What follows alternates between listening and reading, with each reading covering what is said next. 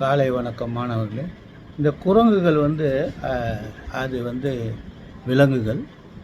அதனுடைய உணவுகள் வந்து மிகவும் விசேஷமானது. என்னன்னு கேட்டால், அது எல்லாத்தையுமே சைவம் அசைவம் ரெண்டுத்தையும் சாப்பிடுமா.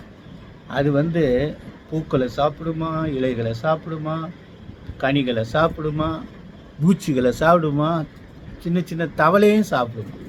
அது இந்த குரங்குகளுக்கு விசேஷமான விஷயம், அந்த மனித குரங்குகளை தவிர இந்த குரங்குகளுக்கு வால் இருக்கும், பெரிய வால் இருக்குது. அந்த வாலின் உதவியோட மரங்கள் விட்டு மரங்கள் தாவுமா. அமெரிக்காவில், சவுத் அமெரிக்காவில் இருக்கிற ஸ்பைடர் மங்கிக்கு ரொம்ப பெரிய வால். அந்த வாலின் உதவியோட 2 கையை விட்டுட்டு அது அப்படியே தொங்கி தன்னுடைய உணவை தேடிக்குமா. அந்த மாதிரி இருக்கும். அதுங்களுக்கு வந்து அக்கம் பக்கத்தை கூர்ந்து கவனிக்கக்கூடிய சக்தி இருக்கான். அதுங்க பெரும்பாலும் மரங்களில் கூட்டம் கூட்டமாக வசிக்குமா.